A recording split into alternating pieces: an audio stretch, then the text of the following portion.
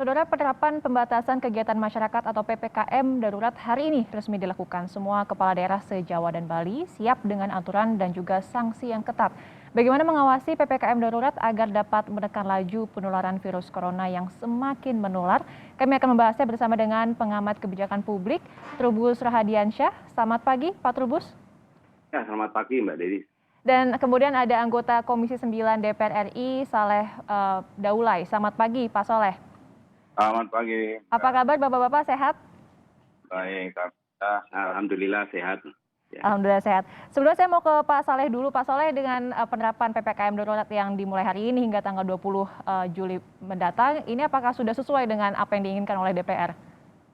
Jadi sebetulnya di DPR itu juga kan ada berbagai macam perspektif dan juga pendapat ya. Bagian mengatakan memang kita perlu melakukan satu kebijakan yang lebih berani dengan kebijakan sebelumnya dalam bentuk PPKM, yaitu lockdown. Yaitu kita supaya pemerintah benar-benar menutup akses untuk masyarakat keluar dari rumah masing-masing.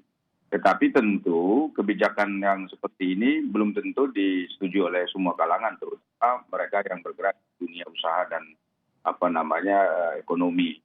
Nah, karena itulah maka kita melihat apa yang dilakukan oleh pemerintah ini sebetulnya ini sudah pada upaya maksimal mereka untuk melakukan pembatasan kegiatan masyarakat. Dan karena itulah maka kami ya tentu akan juga mengikuti apa yang sudah ditetapkan oleh pemerintah ini. Tapi ada beberapa catatan mungkin yang perlu dijadikan sebagai masukan pada pemerintah. Pertama, walaupun ini PPKM darurat yang belum tanda petik dianggap sesuai dengan apa yang diinginkan dalam konteks lockdown, tetapi PPKM darurat ini pasti akan banyak menyisakan berbagai macam kendala di lapangan terkait dengan katakanlah pengorbanan kita akan berbagai macam kegiatan di luar rumah. Nah, karena itu kita berharap bahwa PPKM darurat ini harus berhasil. Nah, salah satu upaya yang bisa dilakukan untuk menjadikan program ini sebagai program yang berhasil adalah dengan cara bagaimana agar PPKM ini dijalankan secara tegas dan juga tentu diiringi dengan sanksi-sanksi yang diberlakukan bagi para pelanggarnya. Nah, sanksi-sanksi ini kan tentu ada juga dikaitkan dengan sanksi warga masyarakat pelanggar. Nah, tetapi di luar itu, saya juga berharap bahwa ini juga diberikan kepada kepala-kepala daerah, para pejabat yang tidak mampu mengimplementasikan secara baik kebijakan ini, termasuk kepala daerah yang dikhawatirkan tidak bisa berlaku tegas untuk menerapkan aturan ini. Nah, saya kira pemerintah harus mengupayakan hal itu. Karena kunci daripada keberhasilan kebijakan yang seperti ini itu tidak lepas daripada ketegasan dan disiplin warga masyarakat dalam menerapkan aturan itu. Oke, berarti kan ini harus ada keseimbangan begitu Pak untuk para kepala daerah, tapi memang kapasitasnya kan berbeda-beda. Ini seperti apa Pak nanti penerapannya berarti? Jadi kalau kita lihat sekarang kan tingkat keterpaparan yang ada dan juga tingkat keterparahannya juga berbeda-beda ini antara satu kota dan kota lain.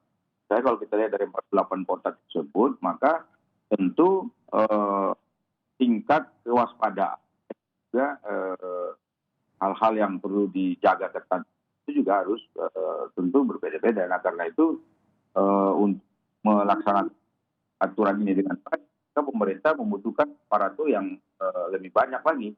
Di samping Polri itu ada juga PP dan macam. Jadi karena itu ini harus dipastikan secara efektif.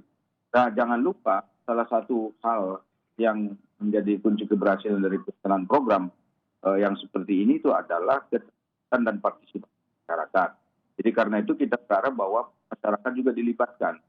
Kita harus mengajak tokoh-tokoh masyarakat karena di dalam aturan ini kan juga berkenaan dengan bagaimana menertibkan masyarakat. Jadi karena itu tokoh-tokoh masyarakat, tokoh adat, dan juga tokoh-tokoh muda dari berbagai macam segmentasi masyarakat itu harus dilibatkan.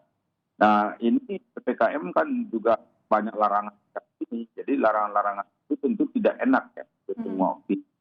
Jadi karena tidak larang seperti itu, maka juga pendekatannya juga harus pendekatan yang persuasif, tapi tetap tegas dan ketat. Oke, saya mau ke Pak Trubus. Pak Trubus, ini kan Ya, tentu perlu kita apresiasi upaya dari pemerintah ya, dengan menerapkan PPKM darurat ini yang tujuannya ya, adalah untuk mengurangi adanya kenaikan lagi kasus COVID-19. Padahal kalau kita lihat dari datanya beberapa hari terakhir memang kenaikan angka COVID-19-nya ini cukup signifikan.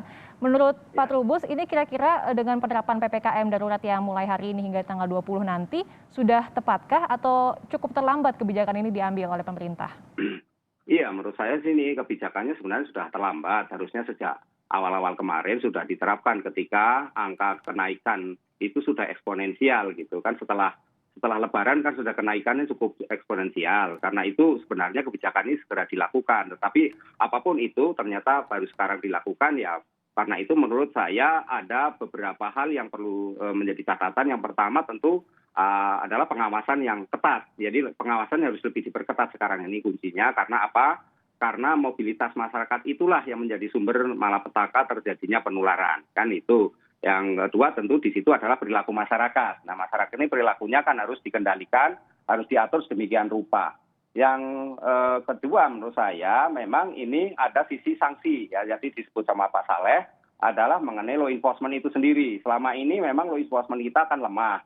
Nah, kelemahan inilah kemudian menurut saya di PPKM darurat ini diterapkan gitu. Betul-betul tegas, betul-betul disiplin sehingga masyarakat yang melakukan pelanggaran-pelanggaran itu jera. Karena kalau tidak ya tidak akan banyak pengaruhnya seperti sebelumnya. Karena ini asumsi masyarakat persepsinya masih PPKM. Karena itu memang apa yang disampaikan Pak Saleh tadi bahwa sebenarnya usulannya lockdown sebenarnya lebih tepat gitu pengertiannya. Karena masyarakat membayangkan bahwa namanya lockdown itu ditutup, dikunci gitu. Kalau namanya PPKM berarti masyarakat masih mobilitas. Tetapi kan dalam implementasinya sekarang ini kelihatannya pemerintah sudah bersungguh-sungguh gitu ya. Artinya menutup semua jalan, semua akses, meskipun beberapa akses masih dibuka. Misalnya untuk akses perjalanan internasional. Nah, ini juga harus diperhatikan menurut saya. Karena itu dalam hal ini karena sifatnya adalah pengendalian, lebih bersifat edukasi kan gitu. Jadi edukasi kepada masyarakat